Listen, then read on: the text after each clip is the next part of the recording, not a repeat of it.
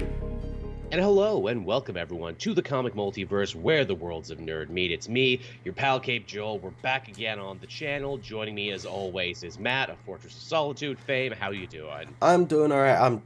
I probably sound quite sick, but I'm not. I just have like a blocked nose. Yeah, I thought it was much worse when you came on. I'm like, oh no, is Matt okay? Yeah, no. Like I feel fine. I've just got like a 24-hour thing, but I feel fine. Yeah, I don't have the monkeypox or anything. Not yet, anyway. No.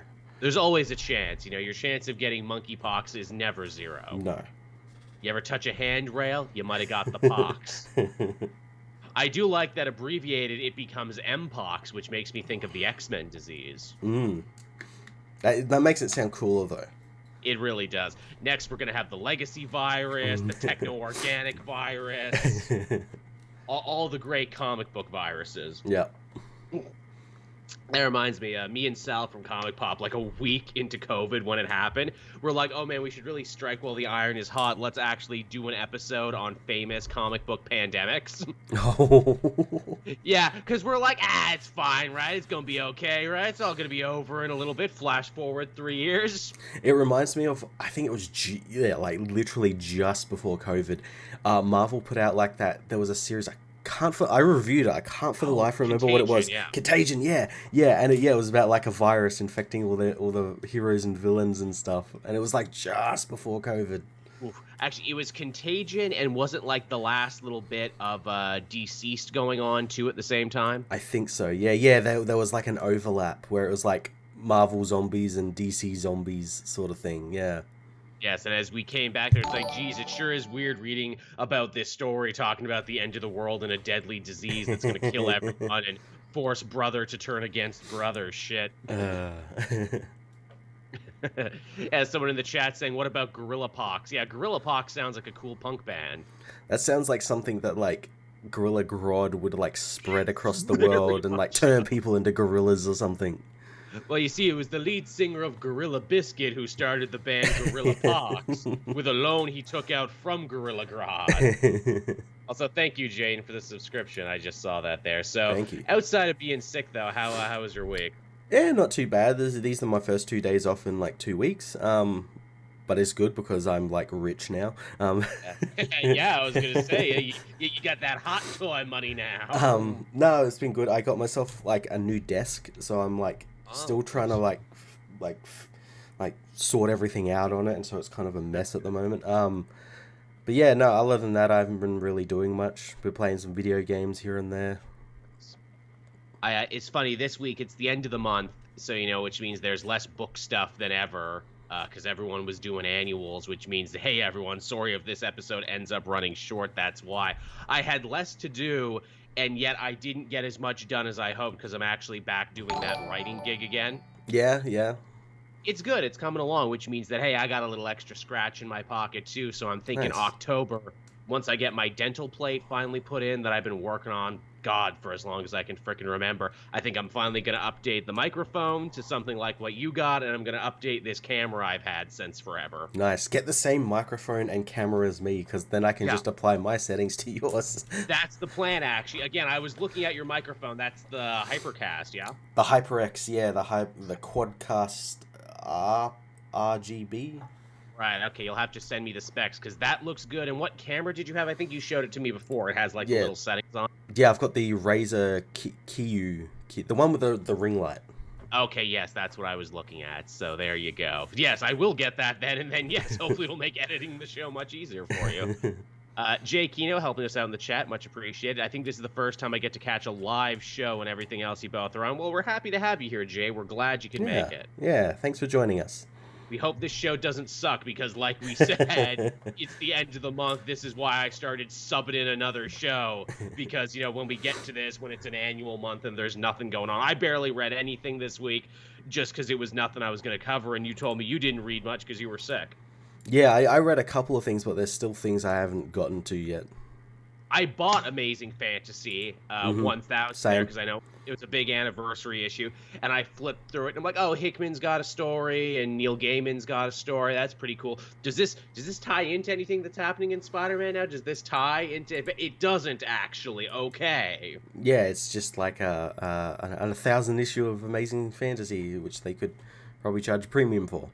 Probably. I mean, that's good and everything, I guess, but still, it's just like, well, this isn't taking precedent on the channel, that's for sure. Yeah. I noticed, too, they did, like, a sequel to that Mummy story, which everyone remembers that, because in Amazing Fantasy 15, you got the first Spider-Man story, and then you got that other story about the Mummy, and I guess they did, like, a Mummy crossover thing. Oh, nice. I'm like, that's interesting. That's kind of cool. Cool.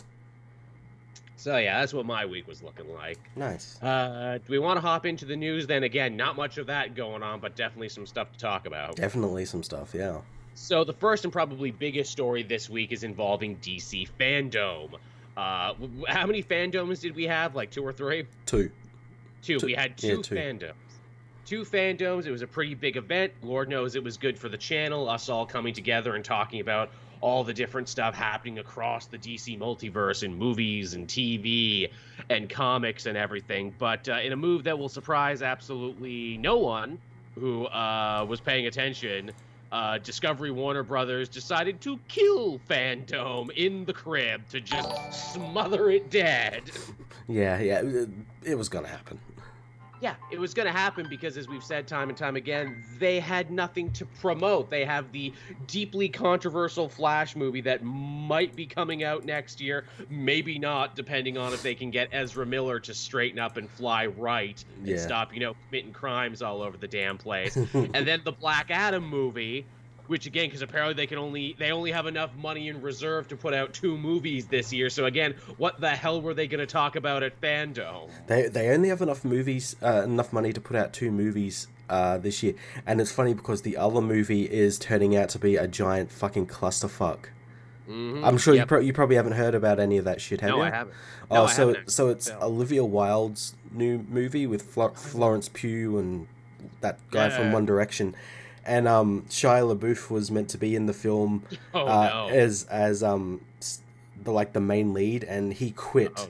And the director, the director went around and said, "Oh yeah, I fired him because he was violent and everything." And then Shia's like, "I got receipts," and there's video footage of her begging him to come back and telling him that he can do whatever he wants, and it was just basically a bunch of really, really terrible people. Catty shit.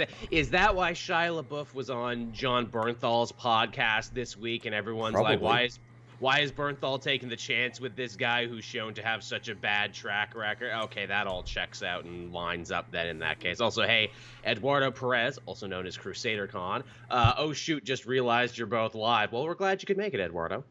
Yeah, thank you. Yeah, glad you could be here for that. Yeah, so again, it's even if they did do a Fandome, what the hell would they show? They don't really have anything to promote for the next couple years that they could reasonably do. And as with everything else, your Stargirls, your Harley Quinns, your Doom Patrols, they don't know if that's going to be canceled or not. In fact, most of it probably is. Yeah, we were talking about just before the show started that Stargirl started back this week, and I didn't even know until yesterday. Yeah, we're huge fans. It's our job to know, and we had zero fucking idea that it was actually coming out and that it was actually going to be a thing. The saddest thing about it, and people who have seen the episode will get this, when the show starts, it didn't say oh, DC Universe, or oh, HBO Max, or oh, CW. It said a Warner TV production. Because they don't even fucking know where the show is going anymore. No. They just know they made it and they have to release it, but again, they don't even fucking know. No. Which is sad too, because the first episode back was solid. Yeah. I've been hearing that it's been pretty good. Yeah, again, just don't be shocked when this ends up being the final season.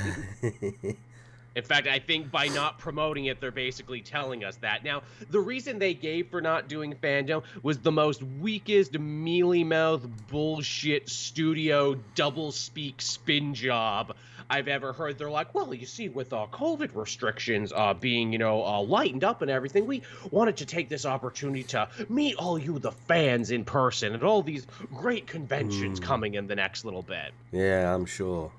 Yeah, no, it's not. You fucking liars. That's not the case, though. You can't have an event because you don't have enough to fill the event, and everyone's mad at you anyway. So even if you did show up, it'd be like, hey, let's throw flaming garbage at them.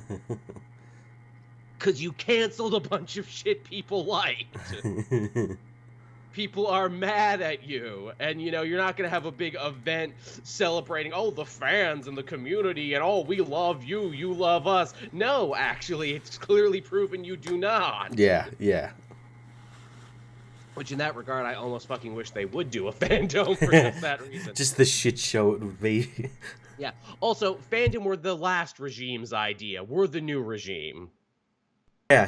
They don't want anything to do with the old regime and like all their ideas. Yes. Yeah, of course. 100%. So, R.I.P. DC Fandome, we barely knew thee. Yeah. we barely knew ye. Though that being said, I actually do. Someone in the chat said, like what events? I think New York Comic Con is actually like in a couple weeks. It is, yeah, like sometime in October. Yeah. I won't be there because I didn't get invited, but I guess we'll see what kind of presence they have, if at all, because I know people who went to San Diego Comic-Con and they didn't have a booth, they didn't have fucking anything. Yeah, nothing. Mm-hmm. At the biggest one, and they didn't have a goddamn thing. Yeah. The chat's saying you can tell they're lying because their lips are moving. It's true. That you can. That's an oldie but a goodie. It is, yeah. Now moving on there to an actual event that will be coming, and an actual event that you can visit, and by visit I of course mean read. The Sins of Sinister is slated to be the next big X-Men event coming down the pipeline. This is actually a couple weeks old now. It just feels kind of weird to announce when we're in the middle of Judgment Day, which is already basically an X-Men event. Yeah, and like we've been building towards some sort of Sinister related thing happening for a while now. Even in Judgment Day, he basically tried to hijack the entire story himself, and now he has everyone mad at him. Yep. They also keep seeking to imply that maybe he'll try and escape to space at some point, or maybe try and steal the Phoenix Force. Yeah, we've seen futures where, like, the Phoenix Force pursues him. He kills all of the mutants except for himself and Exodus. Yeah, even Destiny was seeing dark futures with him and, like, all the X-Men with little red diamonds in their head and everything. Yep. There's also everything going on with Dr. Stasis, who we know actually is a Sinister clone. He's just a Sinister clone that hates mutants. Yeah, a Sinister clone that might be the real Nathaniel Essex, might not be. We're not sure. They also heavily implied that because real Sinister has a red diamond on his head, and I think Dr. Stasis had a black club, that means that there's also probably... a Sinister of Hearts and a Sinister of Spades out there as well. Yep. Which, that's kind of interesting. I love that they're actually going with the playing card motif. Yeah, it's cool. Yeah. I just wondered, is this too close to the other event where it's like, careful now, guys. It feels like, you're doing too many events too close together. Yeah, Don't get greedy. Well, maybe they think that Judgment Day is, because, like, Avengers and Eternals are involved, it's not technically a X-Men event. It just, involves most of the X-Men books. Yeah.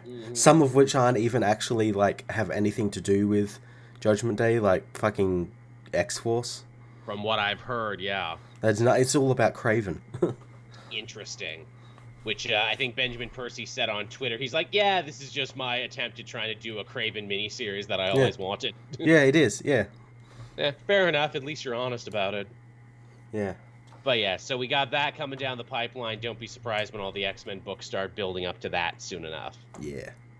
Now, in more Discovery Warner Brothers news here, this one might be happy, this might be exciting. I'll leave that up to you to decide. But Dan Lin is apparently yet another name that's in the running to be their answer to Kevin Feige, and everyone's pretty certain it's going to be him. Yeah, I don't know all that much about him, but yeah.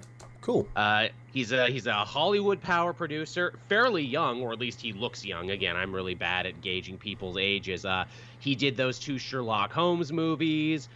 He did the 2 Lego movies. I think he did like that live action Aladdin movie. So his name is attached to stuff that made a lot of money and made a lot of money for Warner Brothers specifically. Okay. He's also like American Taiwanese, which I think is going to be interesting when it comes to international filmmaking politics, when we stop to consider that so many major movie studios bend over backwards to appease the Chinese market, which they need more than ever to break $1 billion.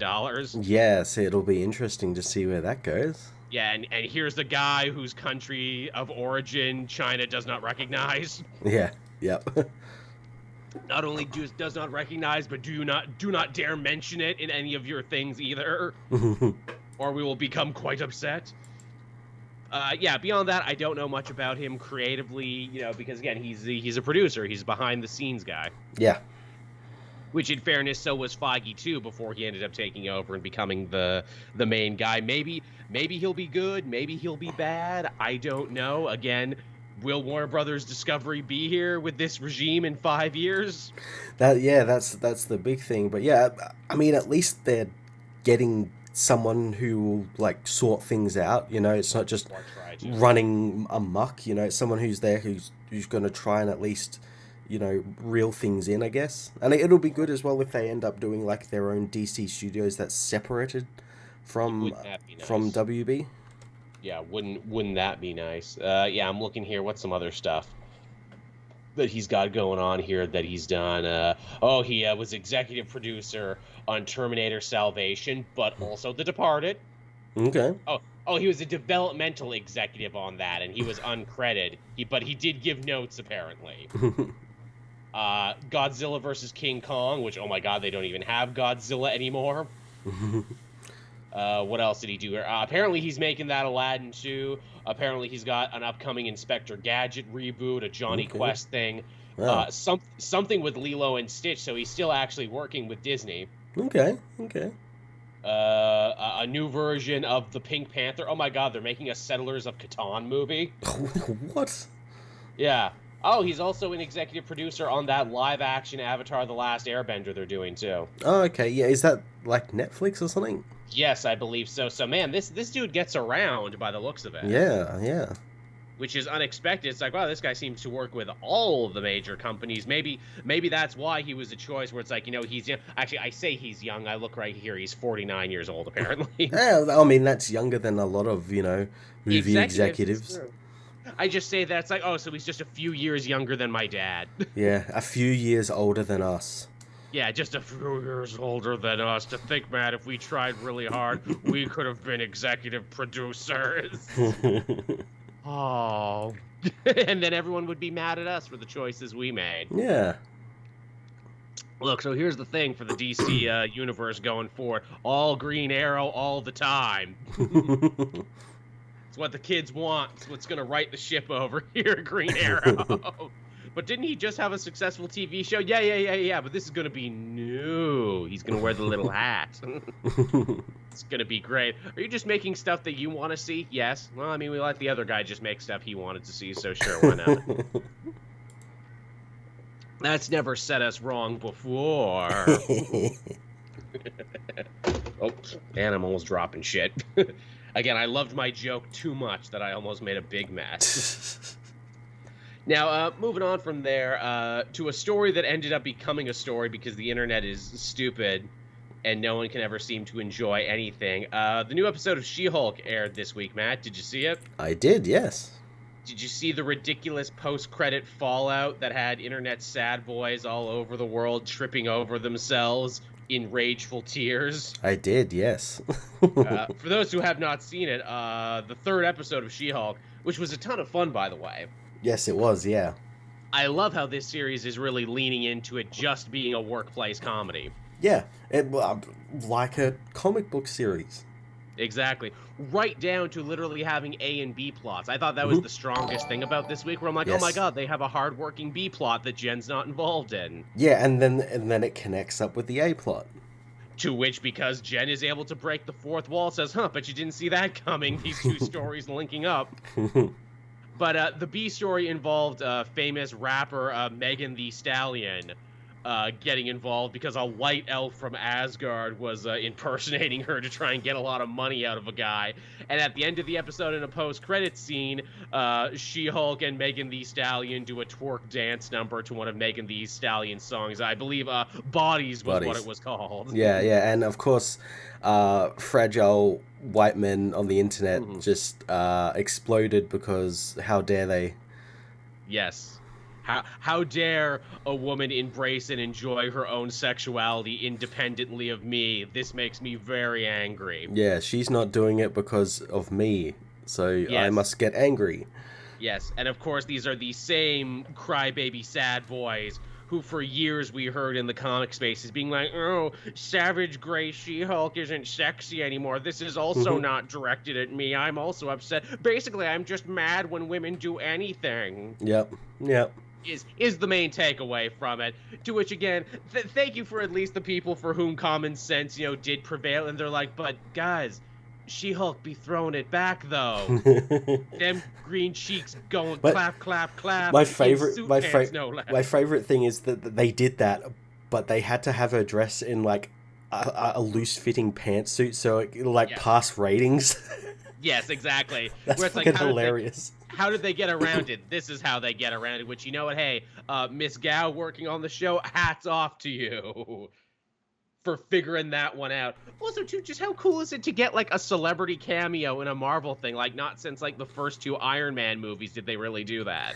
I like it, and I like that it was actually woven into the plot. This isn't fucking Ed Sheeran in Game of Thrones just like sitting there singing, that it's part of the actual plot. It's not just, hey, this person is now on the set, Yes, it was the real Megan Thee Stallion playing herself. And again, super fun and also something that would totally happen in a Byrne era She-Hulk comic too.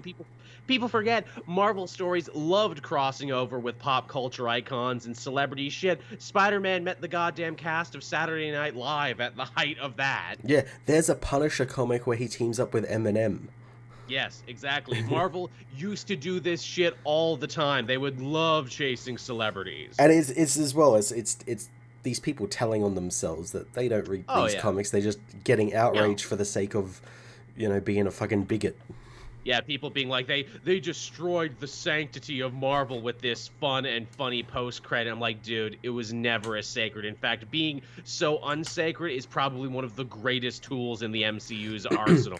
My favorite was the people who were trying to say, oh, remember when the MCU was like Iron Man blowing shit up? And I'm like, yes, and it still is. But then it's also all this other stuff. And then there's obviously the people who remind them that, oh, we had scenes of Tony Stark literally urinating in his own Iron Man suit and Star-Lord dancing and, all this other stuff. And, but that's okay. But the minute a woman tries it. Does it. Yeah. Oh, absolutely. Again, telling on themselves so super hard. We don't read the comics. We don't like women. We don't like women to enjoy themselves. We're mad at any work of fiction that is clearly not being directed to us and us alone because we don't like to share our toys because we are man children who never grew up. Yep.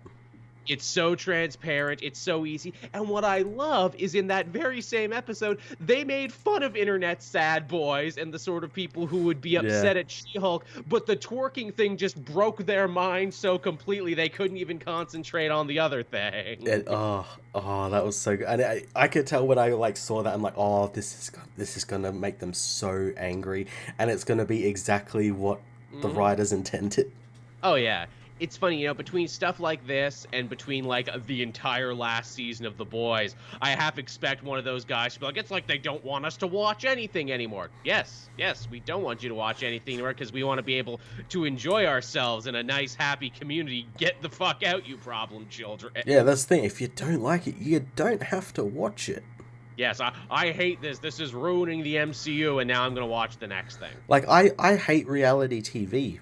But I don't sit here and watch it every week, Yeah, absolutely. It's very easy to disconnect with stuff. Yeah. But yes, so a fun, funny scene that made the worst people lose their minds. Yeah, it was great. It was wonderful. It was great. Yet another reason to love She-Hulk. What's going to happen this week that's going to make them lose their minds? I don't know, man. Apparently, episode 4, from what I understand, from all the people who actually got to see the early screenings and got to see all 4 first episodes. Apparently, the next episode's actually pretty story heavy. Yeah, I imagine it'll probably be Daredevil. Yeah, probably, yeah. Because that's got to be happening very soon, because the show's only 6 episodes? Yes, it's actually quite short. It's quite short, yeah. Yeah. Which is a shame, because this is the only one where I'm like, oh man, it's over already. Yeah, well, I imagine we'll be coming back for another season. Or we'll see so. She-Hulk elsewhere, yeah. And you know, it's not even like I want the episodes to be longer, because the episodes are actually the perfect length as they are. Yeah, the perfect length for like a sitcom, a workplace sitcom. Yes, because that's what they are. I don't actually want it to be any longer than 22 minutes, because if it goes longer than 22 minutes, then it totally, like you said, breaks that like sitcom illusion that they're trying to make her. I just wish we could have 2 episodes a week instead of just 1. That's my thing.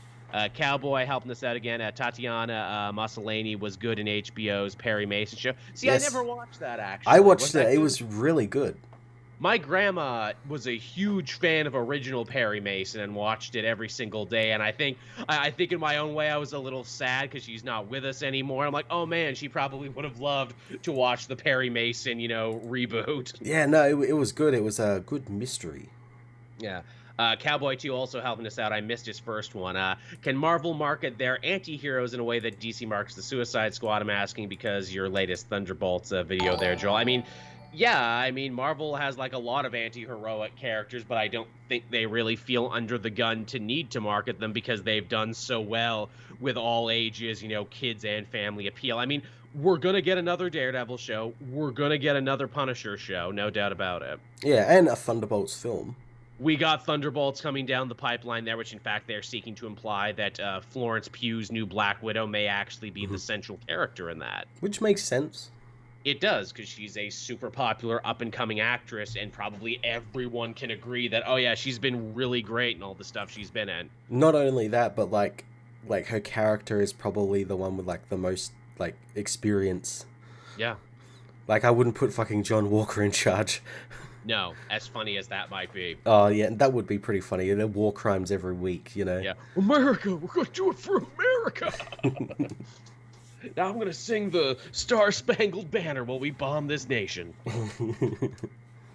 Yeah. Man, I wonder if we'll actually see John Walker get a little bit more Homelander in the Thunderbolts, where it's like, oh, people like this, huh? People are cool with this. They gel with this. I just kind of want him to be like how he is in the comics, which is just like he means well, but like he's just been so fucking like desensitized by like InfoWars bullshit that like he makes just shitty choices. Yeah, there's a very complex character in John Walker when they choose to write it. You can just write him like a throwaway joke, which they kind of like did in Thunderbolts #1 this week. But there's definitely layers to him if you want to peel back. But then I can see some writers being like, why am I peeling back on this guy? Yeah, well, I mean, Christopher Priest did it in his series. He did. It was really good. It was really good. Priest is very good about that sort of thing. He did it with Deathstroke. He did it with him. I think he's doing it with Black Adam right now, where it's like, let's actually peel the layers. Yeah. But yeah, so that's the She-Hulk controversy. Boy, was it stupid, but boy, was it funny. It was really funny. I'm looking forward to what it's going to be this week. Yeah, exactly. How are we going to get people to tell on themselves? She-Hulk was driving or something. A car. She read a book. Yeah. Women can't read. What are you talking about? She went outside without a male escort. Yeah, we could see her ankles or something, Scandalous. Yeah. So scandalous. Yeah, we could see her neckline or something, yeah. My God. Now, keeping with television that the internet sad boy squad was all pissy about, Rings of Power, the new Lord of the Rings show from Amazon, which I will fully admit, I was not intending to watch. I was totally one of those people who was like, man, they can't make a compelling show just out of the liner notes of Tolkien's work. But you gave it a great review. Kurt gave it a great review. I watched the 2 episodes, and I'm like, man, this is some good-ass TV right here. Yeah, I was really excited for this, and it didn't disappoint. It did. You know what it gets? What it gets really well, where it's like, hey, Lord of the Rings isn't just one thing. Lord of the Rings is many things. Like, I was worried with Rings of Power. They're like, oh, they're going to make it like Game of Thrones. It's all going to be epic war and elven politics and all, backstabbing and forbidden love. And don't get me wrong, all that stuff is in the show. But also, they're sure to be like, yo, hobbits are fun, right? Yeah, they go and, like, pick berries and shit. And isn't this just like wholesome and nice and super fun and whimsical is the word I would use. Boy, this is whimsical. And the whimsical stuff works so well when juxtaposed with the other stuff where it's like, I think I like Lord of the Rings. I think this gets it. This show totally gets it. Yeah, no, Lord of the Rings, like the lore of Lord of the Rings is just what really interests me and probably interests like 99% of the people. Yeah. And like the stuff in the Silmarillion and these appendices, which is what this is based on. This isn't based on the Silmarillion, it's based on the appendices. And yeah, all the lore and stuff it goes into is just really cool, and it's coming through in this series in like little drips and drabs, especially in that first episode where you get to see like the battle with Morgoth and Sauron and all that sort of stuff, and how the elves came over to Middle Earth and everything. Yes, because they're not from there originally. Yeah, we get to see them fight in what is essentially Elf World War I. Yeah, pretty much. Which makes sense because Tolkien wrote this around World War I. Yeah, and his experiences in World War I. Absolutely. I'm like, well, if we're going to be using the allegories for all of this, then yeah, Elf World War I shattered our innocence and destroyed, the world for years to come. And it gave birth to Sauron Hitler, who we would also need to fight in the next big war coming soon. Yep. And we get Celebrimbor, which is funny. I love they do that big cameo thing like, oh yes, and the Elven Smith Celebrimbor. Only you super nerds or people who played the video game will know who this is. Yeah, that was cool. The video games are absolutely not fucking canon, but I like the idea that it's like, hey, there's a part in like lore where this guy could, maybe become a vengeful spirit attached to a fucking ranger. Yeah, and we'll get 2 games worth of material out of it. Yeah. I really like what they did with Galadriel in this too, which I didn't think I would. They kind of make her fucking badass, where she's basically like an 80s cop movie archetype, where it's like, I'm so close to breaking this Sauron case and avenging my dead brother, but that damn elf chief is forcing me into an early retirement, but I'm not gonna do it because I got too much stabbing left to do it. I'm gonna swim back to Middle Earth. Yeah, this is kind of like what she's like in the appendices. Like she's very she's basically like, the best way to describe her is like an Amazon warrior. Yeah, more or pretty less. much. Yeah, before she became the Lady Galadriel we see in Lord of the Rings. Tevye saying Sauron's design doesn't work for him. It's the same design. Yeah, it's the same as the movies. He's a man in pointy armor. Literally like how it looks like in the books and stuff, like the drawings in the books and stuff. Yeah, it looks the same. Cully Frederick, did Luke and Jess take in the lost-powered Permkit? I think so. I know they didn't mention it in Thunderbolts, but I'm pretty sure they did. Oh, yeah, I remember that, yeah. Hopefully they get back to that story. I mean, Jim Zub is a super junkie for continuity, so I'm sure he will. He referenced, several things that even I didn't know about in Thunderbolts from this week. Yeah. KT also helping us out, so that's why Lord of the Rings was back in theaters this week. Yeah, I guess so. It's funny, I did not get involved with any of the lead up to Rings of Power, but I'm glad I got into it. And again, too, the same, racist man baby squad being like, oh, there shouldn't be black elves and shouldn't be black dwarfs and hobbits. Well, hey, you know what? We have 3 of them in these 2 episodes, and they're great new characters. They are. They're really fantastic. I love the dwarfs in this. Celebrimbor and Durin's relationship and all the stuff we got in episode 2 is just fantastic. It's very, very fun. It's good stuff. I really dug it. Also, too, because, they kind of, end up zeroing in on a thing that I don't think, the other movies ever really got a chance to do, and that is, people feel elves are cold and, stuck up and pretentious and everything. And, yes, that is a part of them, but it's also dude, we perceive time differently than you. Yeah. 20 years for you is 10 minutes for me. Yeah, it's nothing. So, you can kind of understand where they're coming from. And I like that's obviously something they couldn't do in the movies, but I like in a TV show we can explore that and explore how it's like a blessing and a curse for them. Yeah, it's kind of funny and kind of cool. I'm all about that, actually. Where it's time moves differently for us. Your entire lifespan of your entire species is like a long nap for us. Yeah. Which is cool shit, and I hope it's something we explore more. as we move on in the show proper. And they like promise some cool stuff too, where it's like, oh, you know, people are getting kidnapped by goblins, and oh, you know, dwarf politics that, you know, we know is going to be a big thing later in The Hobbit and everything. Let me ask you this: what do you think? Who do you think is the guy who fell from the sky, like in the meteor? Oh, I was certain it was Gandalf. Yeah. I want to say it's Gandalf, but also I want to say it might be someone evil, just because they mention that the fire is the fire around them was like cold to touch, which is what happens when fire is around evil.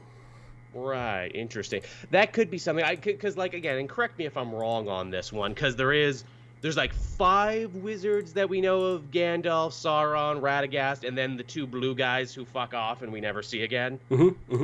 Yeah, there's the 2 blue wizards, Radagast, Saruman, Gandalf. I want to say there's other ones.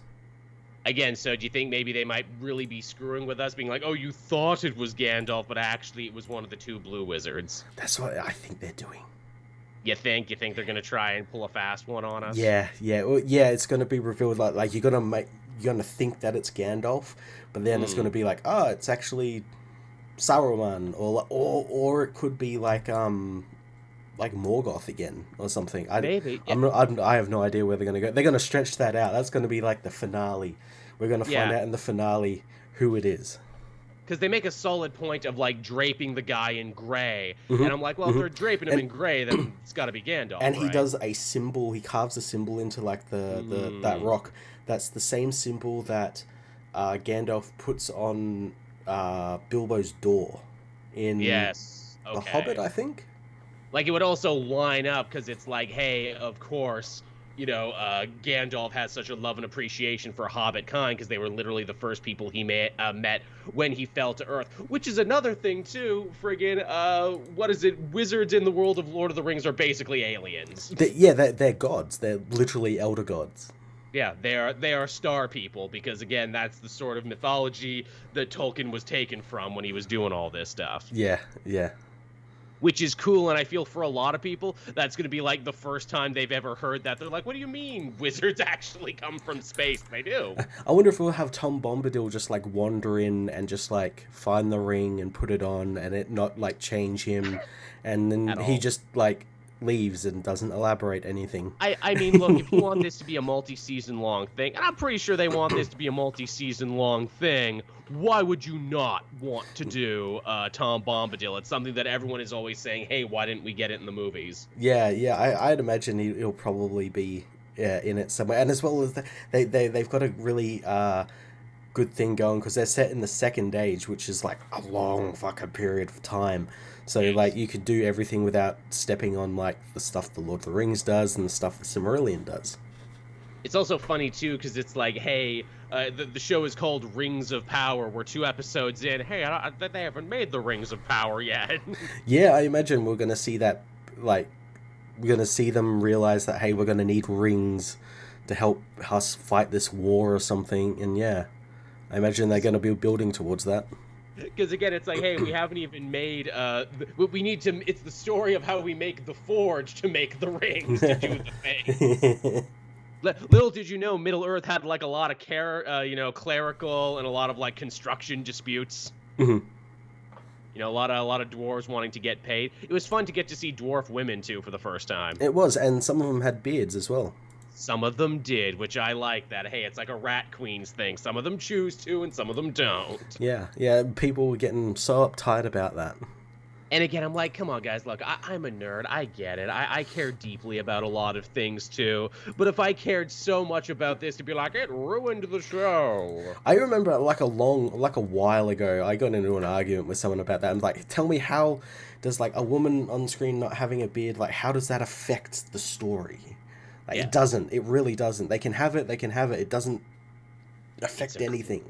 It's a creative choice. Yeah. But yeah, that's the thing. Yeah. But yeah, so that's Rings of Power. Pretty cool, I would say. Yeah, it was pretty good. Yeah, pretty cool. I'm definitely invested. I'm more invested in this than I was in those 2 new Games of Thrones episodes, which I did not watch. Yeah. Yeah, I've watched them, and it's very strange. Yeah, so I hear, yet again, another series that is ironically made out of essentially what is liner notes. Yeah.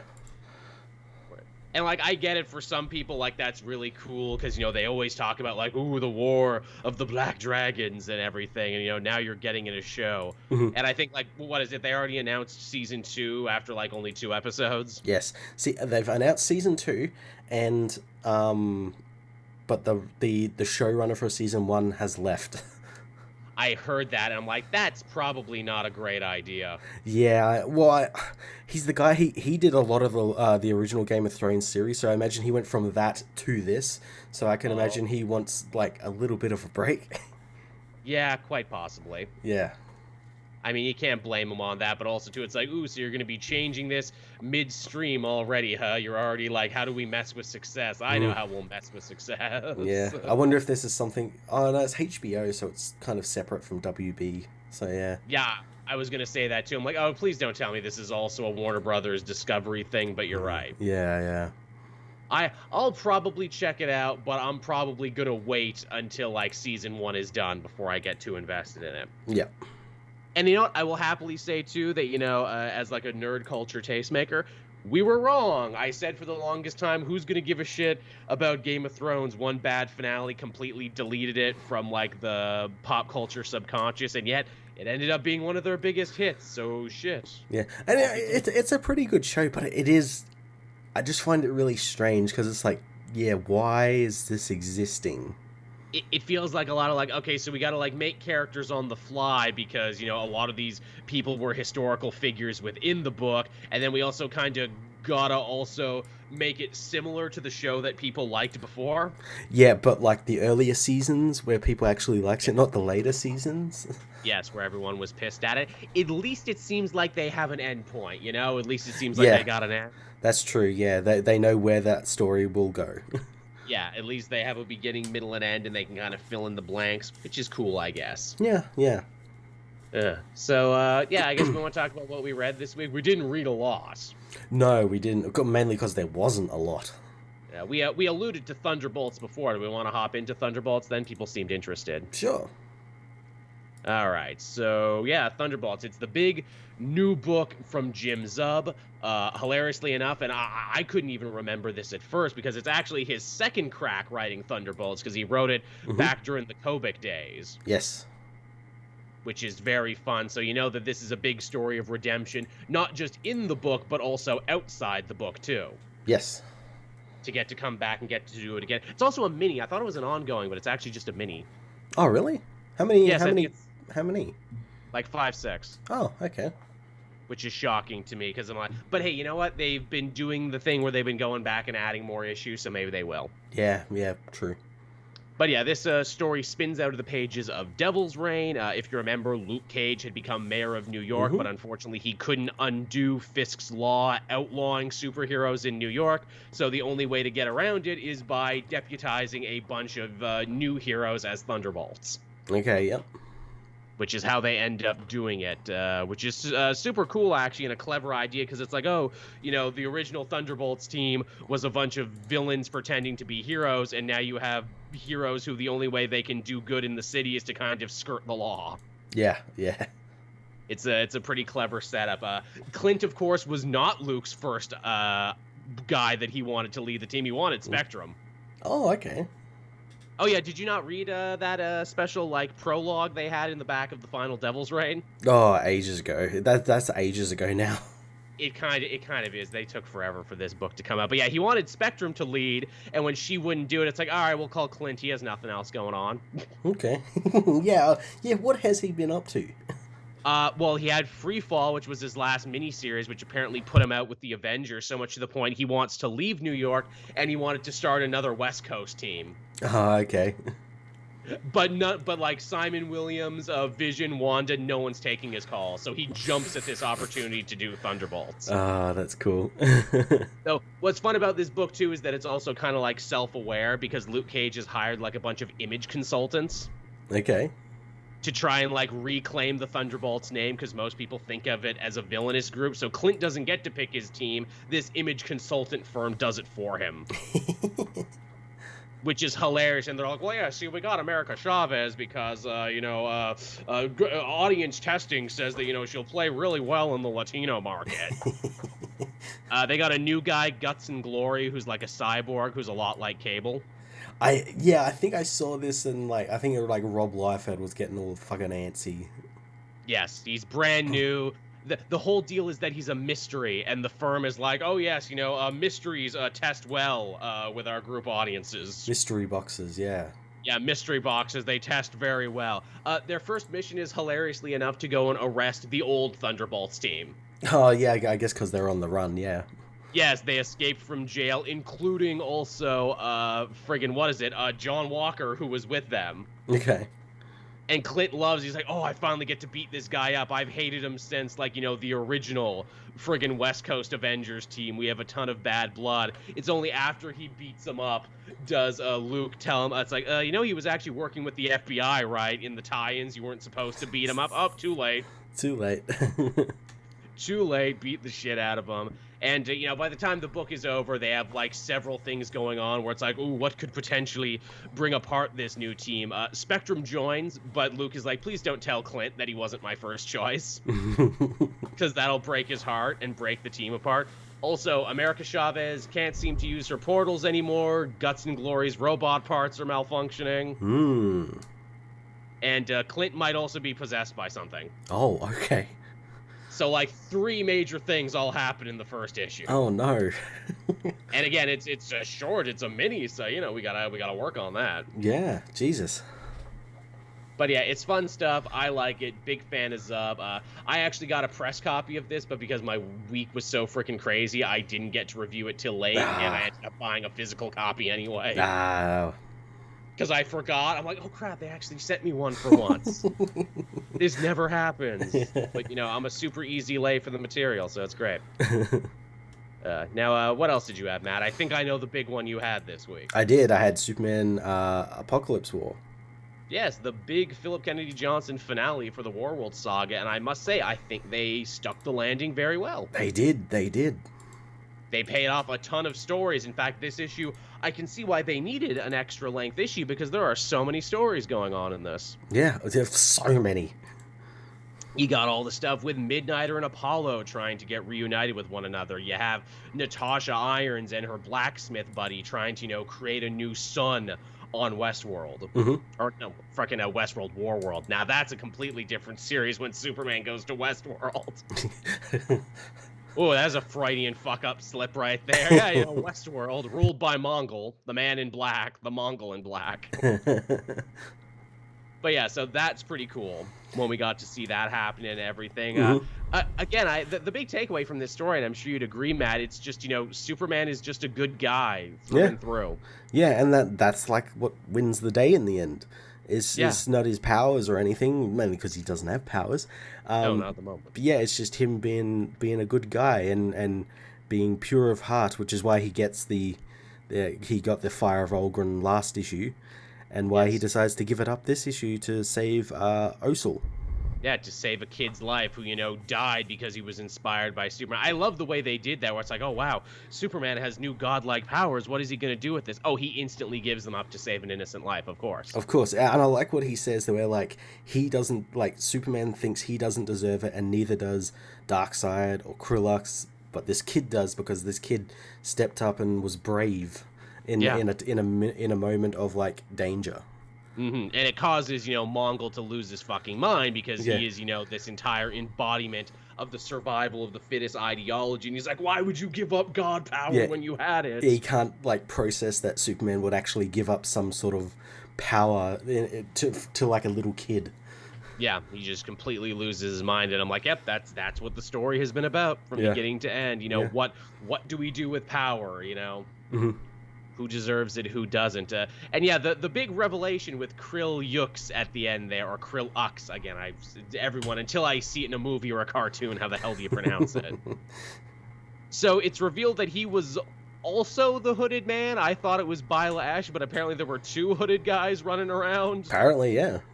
Apparently so, which I guess actually kind of makes it a good twist, because it's like, no, we distracted you with the obvious Backlash twist. Yeah. So that you didn't know that it was actually this guy. Though it makes a lot of sense because he was all pissed off before that Superman had saved him from the giant war worm. It's like, oh, you should have let me die. And it's like, this is why, because he was actually looking for the Fire of Ulgrim himself to try and rescue the Phalasians. Yeah, and we learned that like he deliberately like sold out his people in order to get Mongul to trust him, because he knew Mongul would be one of the only people who was able to get to the Fire of Ulgrim, to get him to the Fire of Ulgrim, and then also bring Superman to Warworld, because he knew Superman would also be able to get to the fire as well. So he's like kind of playing all these people against one another, and it ends with him obviously getting powers and then leaving to go and deal with like some other people who had a hand in his people's genocide, which makes him kind of an interesting like anti-hero. Yeah, they kind of make him an anti-Superman, and they also imply that, hey, all the Warzoons who were still loyal to Mongul and still loyal to violence, they're not going to drop their weapons just because Warworld is free now. They decided to go follow him. Yeah, and it's quite interesting because he's like one of the few... I'll just call him like a Superman villain just for simplistic sake. But I like that Krill understands who Superman is, what he stands for. He understands how he can do what he does and everything through inspiration and everything, and yet still goes against him, but in that regard like kind of respects him, and that's something we haven't really seen in Superman villain before. No, yeah, you're right. That is an excellent point, isn't it? You know, I like Superman, I respect Superman, but at the same time, you know, I'm still gonna do my own thing. Yeah. Like Superman inspired him to believe in hope, but it's just his hope is the hope that he'll be able to kill these people that wronged his people. Also, thank you for the tip, Bland, man. Him saying DC editors this week really said Latino culture is when food is spicy. I missed that, actually. Did they fuck up? Did they do a bad thing with that Comedidas special issue? No, it was because of the covers. Were the covers bad? The Hispanic culture covers, covers. Holy shit! You didn't see any of this, did you? No, I didn't. I gotta go find this now. So they released like a Kyle Rayner cover, and it was fucking amazing. It had I saw. Yeah, and then they released the changed one, which took literally all of the culture out and just had him like standing on like an asteroid holding like a bag of tamales. Okay, yep, I'm seeing this now. Blue Beetle is swinging around with a bunch of tacos. Yeah, yep. It's all just like these characters with like tacos and tamales and stuff. Okay, yep, here's Hawkwoman there, and she's serving up what looks to be rice and beans. Yeah, okay, yeah, it's all wow, holy shit, that's bad. Yeah, they basically went, Hispanic culture is tacos and tamales and spicy foods. Yeah, it's just Mexican food that I, as a white person, have tried. Oh my god, there's nothing else from Hispanic culture you could think. Like if you put a sugar skull in there, if you put like some Dilo de Muertos stuff in there, I'd be like, a little obvious, but fair enough. Yeah.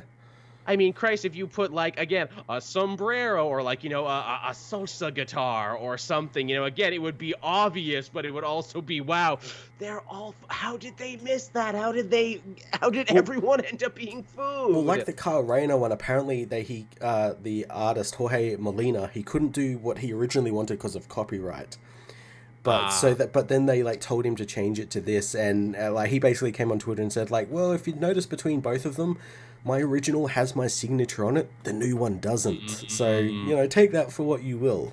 Oh, that's even sadder. They had a Hispanic artist, and he couldn't do what he wanted to do. Oh, that's a heartbreaker. That's even worse because those like special like cultural celebration issues from DC have genuinely been pretty good when they do them. Yeah. That's a real bummer. Wow, that is rough. I'm glad someone brought that to my attention. Holy shit. Yeah, I have no idea what the fuck they were thinking with those. How'd you be so tone deaf in 2022? Oh my god. Yeah, Jesus. Wow. Thank you, Blame, for bringing that up. I forget what we were even talking. Oh yeah, Warworld. Yeah, shit, that seems... You know who didn't have a bunch of tacos? Superman at the end of this story. Yeah, no. Kissed his wife though, so he's back on Earth, so that's pretty big. I like that part where with Lois like writing a letter to her husband and saying like, hey, when you come back I want to go to like our Sunrise Point because that's the only place you and me know of, and it's our place, and the world can have the Superman back on the second day, and the first day I get him. I like that too. It's very sweet. I'm glad that they remember to sell that, where it's like, yeah, they're a loving, happy couple who haven't seen each other for a while. Yeah. Kali Frederick, did you guys read The Variants? Love number 3, great so far. I did, Kali. In fact, I read it before we started, actually. I haven't started the series, but I am going to. Oh man, then I'm not going to spoil it for you because they do such a clever twist in this. Is this the issue with She-Hulk, or is that last issue? Yes. Well, She-Hulk was more involved in the last issue, but she's in this one too. She's just kind of hanging out. Yeah. But yeah, they bring together all the Jesses. They get a chance to talk, and they do a great bit where it's like, okay, what the hell are we gonna call each other? Because we can't all be Jess. All right, I'm Jess Prime. You're Cap Jess. You're Jewel Jess. And they actually explain what the other one's deal is, and it's like, oh, that's Jessica Jones if she like stayed a secret agent. Okay. Which that one I enjoyed, where it's like, oh yeah, and of course that one's like super critical of Jess Prime because it's like, oh, she's not living up to her true potential. Okay. Someone else in the chat saying, hey, that racist Spider-Man director made a crappy YouTube apology. Yeah, I've completely paid no attention to that Spider-Man Lotus thing, and I feel better for it.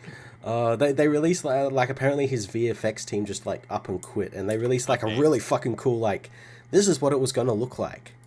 And it was really fucking cool, but all I could see was like the joke saying is like Spider-Man on his way to the Klan rally and all this bullshit. How did it even get so popular? Because like people make fan films all the time. How did this even like take off and end up getting popular? You got me. The only thing I knew about it was once all this racist shit came out about it. Exactly, which is not how you want to be known. Yeah. Did like Mark Webb or one of the directors or something retweet about it? Is that why? No idea. I think it was just like one of those fan films that, hey, this looks like it has some sort of quality to it. And it did, but like turns out like half the people involved were fucking racists. Oops. That's why you got to read the fine print, everyone. But yeah, Variants is great, has a great twist. They have a lot of fun in this issue with the multiversal concept with Jessica Jones being like, okay, so I'm pretty sure there was 4 incursions. There's 3 of you here. Where's the 4th Jess, and why are they such a mystery? Is it going to be a villain? No, actually, they go a completely different other direction with it, and it's Luke Cage who figures it out too. Luke Cage being like, I can be smart. I'm smart. I didn't just become mayor. I'm actually kind of smart, Yeah. I don't think he's actually mayor in the book, and that's a shame. Oh, really? So this is set before then? I'm assuming. I think this is meant to be an evergreen book on Gail Simone's part, where you can just read it wherever, whenever. They do very little continuity shoutouts, except for like stuff that already existed. Okay. Yeah, so that's the thing. But yeah, Variants is very good. It was the last one I actually read this week. Nice. I read a couple of others. First one I read was Avengers issue 59. Oh yes, I saw your thumbnail for this. I saw Cowboy Thor, and I'm like, that's cool. Yeah. He's not actually in the book. It was just like for the cover, but it is about cowboys. Oh, well, that's good. So this is the continuation of Mephisto traveling through the timeline to try and kill heroes from different eras. And this time he targets Reno Phoenix and the Starbrand Kid in 1868. That's fun. They're 2 gunfighter heroes who are trying to like save a bunch of people from some Shi'ar who are trying to steal them off world and everything. And they end up running into a guy who made a deal with the devil, who's and his whole gang, his red bandana wearing gang, have all got like devil guns now. And they have to fight them, and they all fight them, and the Avengers from present day, so like Iron Man, Thor, Starbrand, Valkyrie, Echo, they all turn up to back up Reno and the Starbrand Kid, and yeah, it's just like a big fucking gunfight, and that's like the entire issue. That does my heart good too, because it's like we don't get very many Wild West comics anymore. No, we don't. It's kind of a lost genre there, and also something that I'm sure Jason Aaron would be very, very good at. Yeah, it was a lot of fun. There wasn't, all that much story on it, but like fucking cowboys shooting at each other with like fucking weapons that shoot phoenix bullets, and you really don't need much more than that. Yeah. Anything else of note? Because again, like I said, very lightweight. I caught up on Avengers Forever as well, which is like the supplemental book to this, which is Right. Honestly, the Avengers book people should be reading instead of the actual Avengers book, because it's just that much more interesting. I had an issue where T'Challa became Superman, like literally became Superman. His parents sent him off in a rocket from Earth as it was destroyed, and he gets reborn in a sun and gets superpowers. I like it. There was an issue about a bunch of Steve Rogers undergoing a Saw-like trap room, which they're all Steve Rogers who never picked up the shield. And it's just basically them learning to overcome their fear and face the courage all Steve Rogers have in them to become Captain Americas. And you learn that it's like a boot camp that Deathlock and Robbie Reyes is putting them through to get them ready for Mephisto's big war that's coming. And the last issue is Thor training in kung fu to get the Iron Fist. Yeah, I like it. But the twist is the Iron Fist doesn't actually exist on this world, and Lai Kung the Thunderer, who is teaching him, basically just teaches Thor that he doesn't need his hammer, because his hammer he's unworthy on this planet, and the hammer follows him around, just haunting him with how unworthy he is, just being fucking petty. Oh, geez. And so Thor ends up training, and he uses the hammer as a punching bag, and he becomes what Lai Kung calls the god of fists, and his fists become stronger than Uru. And he's literally a Thor who doesn't have a weapon or anything except two big fucking fists that he just hits things really fucking hard with. Sounds like a good mix, honestly. Yeah.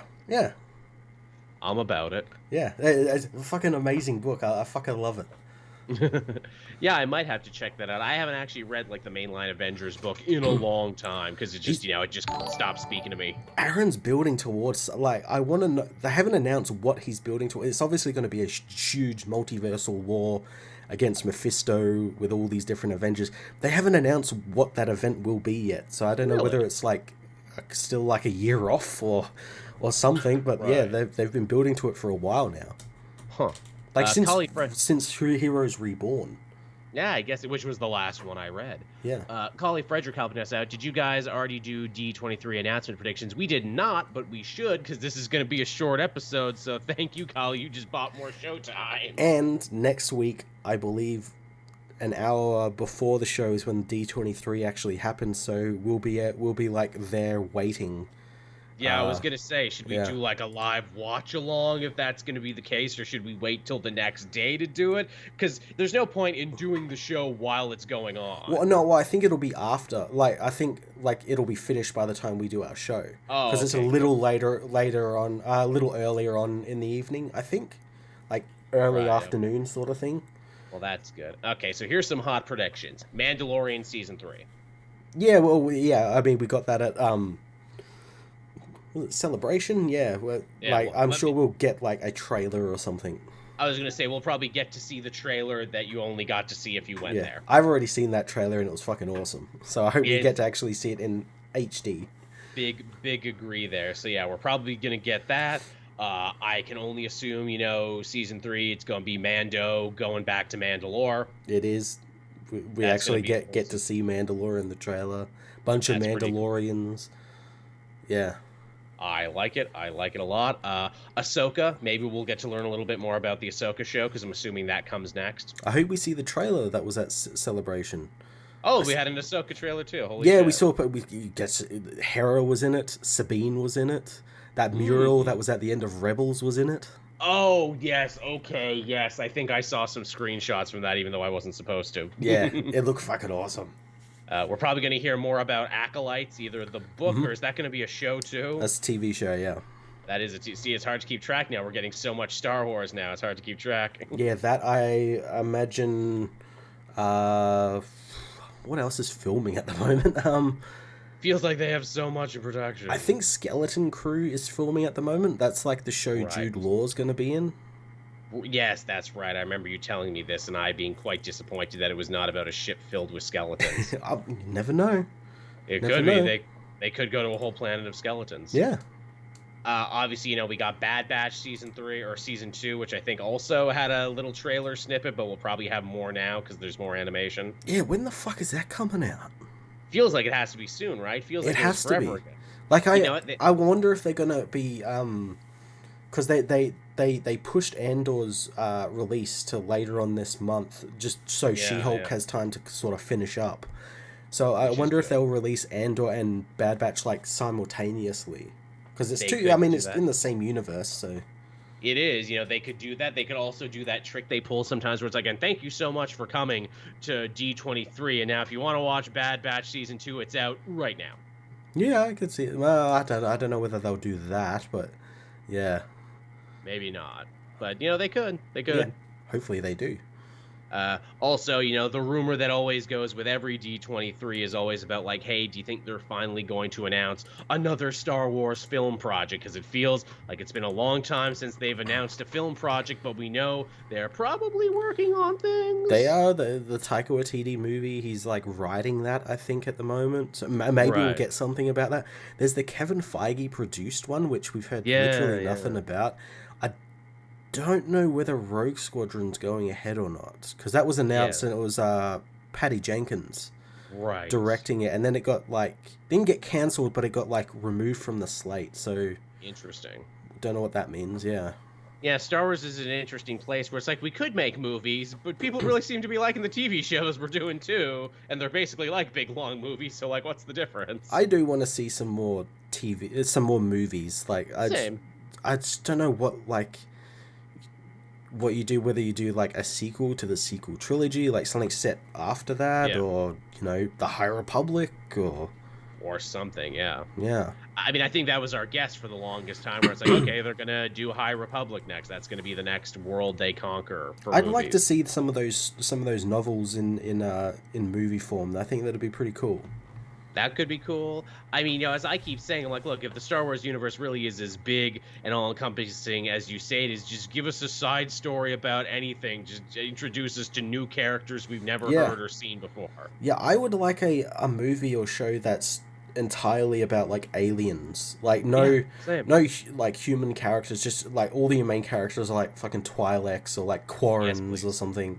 Ithorians, Yeah, hell, throw a dart at any board and be like, okay, we're going to tell a story about this Jedi who survived the Purge. Yeah, and as well, I'd like to branch out into, genres, so, a horror movie. Yes. Oh, God, yes. A horror Star Wars film, or, a history piece or something. Yeah. Absolutely. There's so much they can do with Star Wars, and they probably will just on streaming. But it's like, come on, you can make a movie about anything. Yeah, and to be fair, all the stuff on their streaming has been fucking amazing. Yeah, I've enjoyed everything. Yeah. Oh, I wonder if we'll get any more of Star Wars Visions Season 2. Oh, yeah, the Visions. I forgot about that. Oh, I fucking love the Visions. Visions was cool. That was so good. I was all about it.